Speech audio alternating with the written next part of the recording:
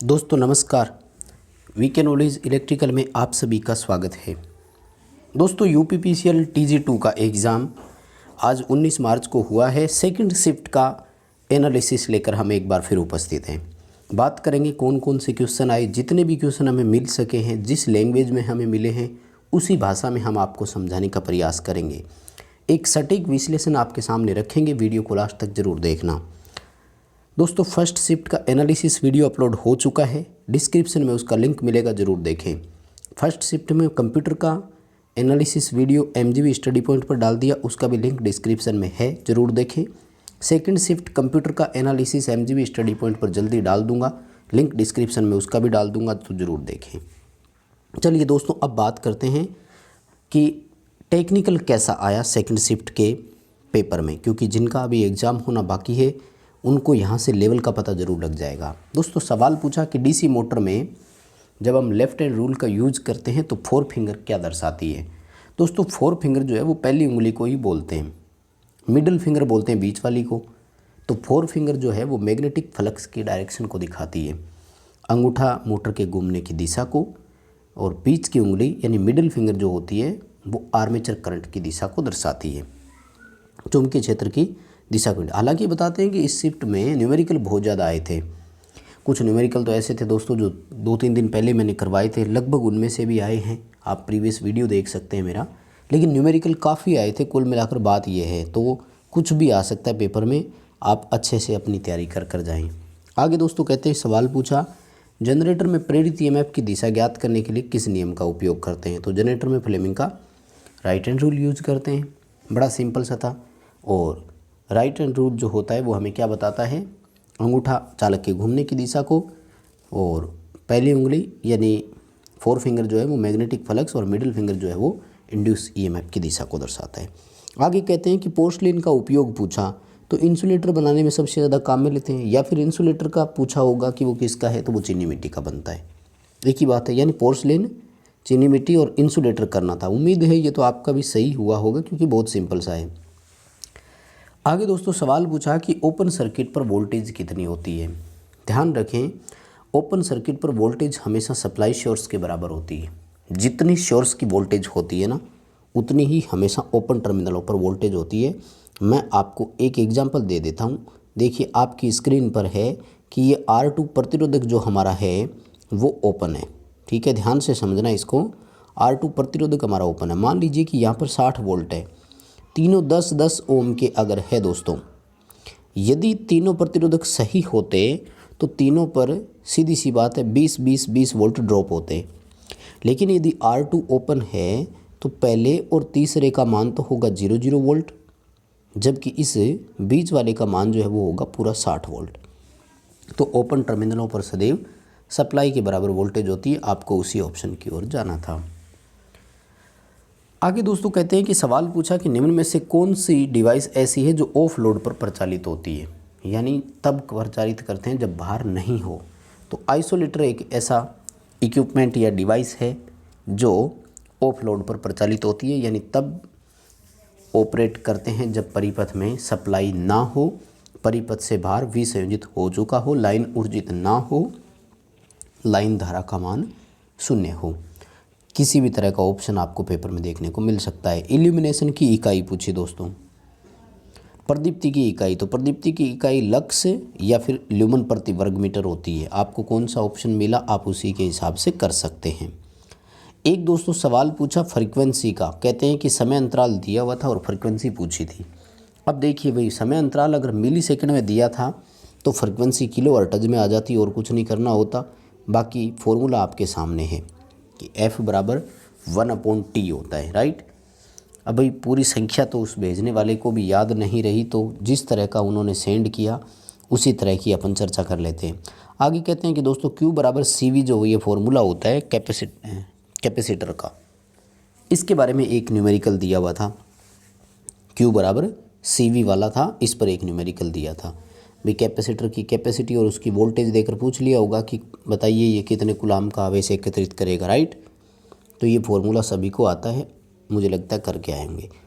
आगे दोस्तों कहते हैं सवाल पूछा कि चुंबक को गर्म करने पर क्या होगा। तो बहुत साधारण सा है, उसका मैग्नेटिज्म फेल हो जाएगा, जो चुंबकत्व है वो समाप्त हो जाएगा, जो भी चुंबक उसमें बन रहा है।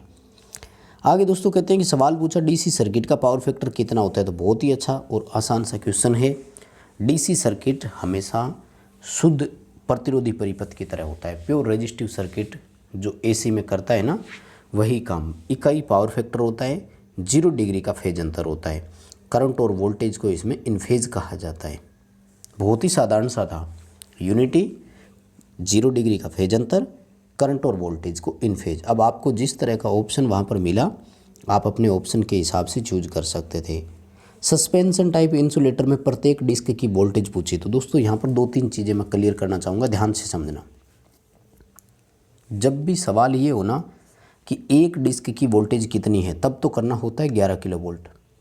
लेकिन यदि नंबर ऑफ डिस्क यानी डिस्कों की संख्या पूछे तो 13.2 या 13.5 किलो वोल्ट के अकॉर्डिंग प्रत्येक डिस्क को मानते हुए आंसर करना है।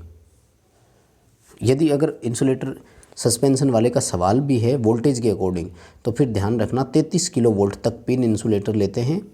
33 किलो वोल्ट से ऊपर जितनी भी वोल्टेज है वहाँ पर सस्पेंशन इंसुलेटर का उपयोग करेंगे, अदरवाइज नहीं करेंगे। ट्रांसमिशन लाइन में जब 33 किलो वोल्ट की वोल्ट सप्लाई होती है तो वहाँ पर तो आपका पिन इंसुलेटर चलेगा। 33 किलो वोल्ट से ऊपर यदि सप्लाई हो तो वहाँ पर सस्पेंशन इंसुलेटर लगेगा। प्रत्येक डिस्क 11 किलो वोल्ट के अकॉर्डिंग होती है। लेकिन यदि एग्जाम्पल हो 66 केवी में कितने डिस्क होंगे, तो फिर हमें 5 ही डिस्क करना है। फिर यहाँ पर 6 डिस्क नहीं आएगी, ये ध्यान रखना। तो जैसा ऑप्शन था आप अपने ऑप्शन के हिसाब से समझ सकते हैं। सिलाई मशीन में मोटर पूछा है, तो सिलाई मशीन हो, ड्रिल मशीन हो और फूड मिक्सर हो, इन सब में यूनिवर्सल मोटर होती है। मोटर की क्या विशेषता है? AC DC दोनों पर ये प्रचालित हो सकती है, ऑपरेट हो सकती है। आर्मेचर और फील्ड इसमें वाइंडिंग होती है। AC सीरीज़ या DC सीरीज मोटर भी इसको कहते हैं। और DC सीरीज मोटर की भांति इसका भार और गति विशेषता वक्र बनाया जाता है। आगे दोस्तों कहते हैं कि कलेक्टर धारा ज्ञात करनी थी, बीटा और बेस करंट का मान दिया था। तो बड़ा सिंपल है भाई, जो बीटा होता है वो कलेक्टर करंट और बेस करंट का अनुपात ही तो था। तो जब कलेक्टर करंट ज्ञात करना है तो बीटा इंटू बेस करंट कर देंगे। और इसका तो मैंने अभी दिया था आपको, पेपर से एक दिन पहले वीडियो डाला था जिसमें ये सारे सवाल दिए थे मैंने। तो बड़ा आसान सा है, उम्मीद करता हूँ सभी करके आए होंगे। इंडक्टर में स्टोरेज ऊर्जा पूछी थी, तो इलेक्ट्रोमैग्नेटिक ऊर्जा होती है।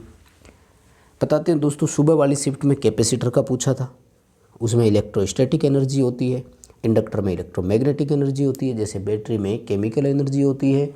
और जो एक कंप्रेस्ड स्प्रिंग होती है उसमें पोटेंशियल एनर्जी होती है। बड़ा सवाल सिंपल सा था।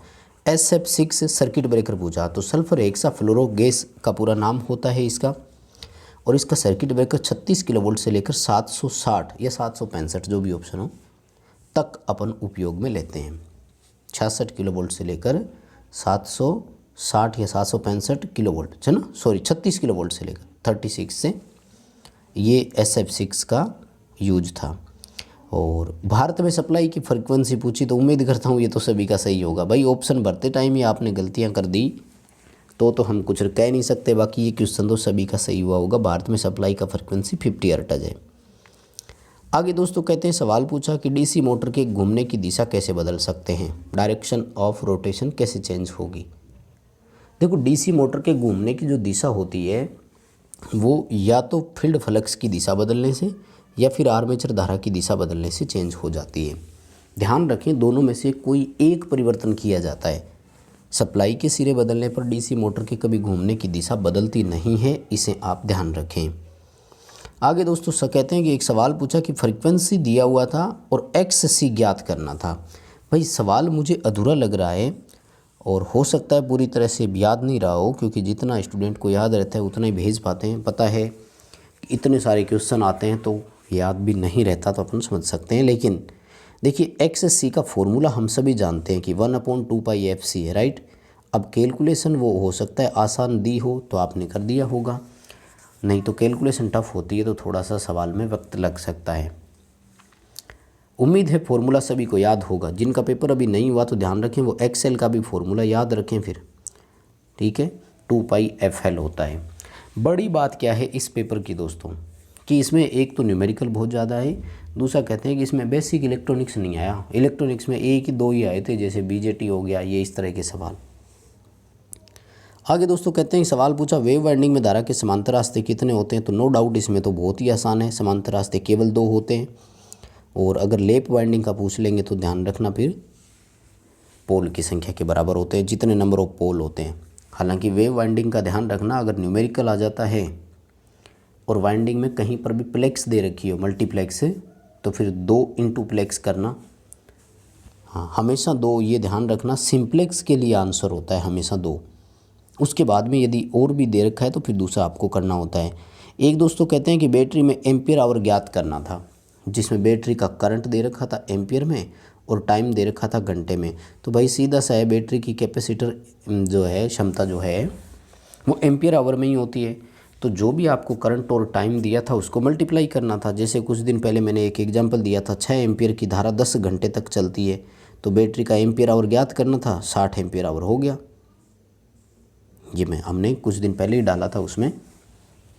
आगे दोस्तों कहते हैं कि सवाल पूछा 8 पोल की मोटर है 50 हर्ट्ज सप्लाई फ्रिक्वेंसी से जुड़ी है, इसकी सिंक्रोनस गति बताइए कितनी है। उम्मीद है आप सभी को आता है ये तो फॉर्मूला। देखो ये चीज़ें बेसिक भी है भाई, कोई भी पेपर हो चीज़ें तो यही पूछेगा ना। वो कितना ही अच्छा अगर पेपर बनाएगा तो ये चीज़ें अच्छे पेपर की श्रेणी में ही आती है, ध्यान रखना। तो 750 RPM होता है, ये तो सबको पता है। 4 पोल वाली का 1500, 8 का 750, सबको याद है, सभी कर सकते हैं इसका तो, ठीक है। आगे दोस्तों कहते हैं कि सवाल पूछा फोटोवोल्टेइक सेल की वोल्टेज कितनी होती है। तो 0.5 वोल्ट होती है और सिलिकॉन का ये बना होता है, PV सिस्टम के लिए यूज करते हैं। बहुत सिंपल सा है, शायद सभी को याद होगा। ससेप्टेंस का व्युत्क्रमानुपाती पूछा था। देखो 6 घटक होते हैं एक जैसे, सबको याद रखना। Z जो है ना ये R और X के योग के बराबर होता है। इसी तरह से Y जो होता है ना वो G और B के वर्ग सदिश योग के बराबर होता है। Z होती है टोटल इम्पीडेंस और Y होती है टोटल एडमिटेंस। ये दोनों एक दूसरे के व्युत्क्रमानुपाती है। Z बराबर 1/Y और Y बराबर 1/Z होता है। R होता है रेजिस्टेंस, इसका व्युत्क्रमानुपाती है G यानी कंडक्टेंस। R बराबर 1/G, G बराबर 1/R होता है। X और B एक दूसरे के व्युत्क्रमानुपाती है। X होता है रिएक्टेंस, B होता है ससेप्टेंस। X बराबर 1/B और B बराबर 1/X होता है। Z, R और X इन तीनों की इकाई होती है ओम, Y, G और B इन सब की इकाई होती है महो। तो ससेप्टेंस का व्युत्क्रमानुपाती पूछा था, रिएक्टेंस हो जाएगा, प्रतिघात बोलते हैं इसको। आगे दोस्तों सवाल पूछा, कहते हैं कि फ्लक्स में उत्पन्न बाधा को किस नाम से जानते हैं। तो चुंबकीय परिपथ के फ्लक्स में उत्पन्न बाधा को रिलक्टेंस कहा जाता है, हिंदी में इसको प्रतिष्ठंभ बोलते हैं। रिलक्टेंस बोल सकते हो आप या फिर इसको प्रतिष्ठंभ बोल सकते हो आप। और आगे कहते हैं कि सवाल पूछा कि वाट किसकी इकाई है, या फिर सवाल ये आया होगा कि वाट इकाई किसकी है या फिर वाट उत्तर होगा। तो शक्ति की इकाई होती है, बहुत साधारण सा था। तो बस दोस्तों मुझे अभी के लिए ये इतने ही क्वेश्चन मिले हैं। बाकी और जैसे क्वेश्चन मिलेंगे तो मैं टेलीग्राम में PDF उसकी डाल दूंगा। डिस्क्रिप्शन में आपको टेलीग्राम का लिंक मिलेगा, वहाँ से ज़रूर ज्वाइन करें। इस वीडियो को लाइक ज़रूर करें। चैनल पर नए हो तो सब्सक्राइब ज़रूर करें।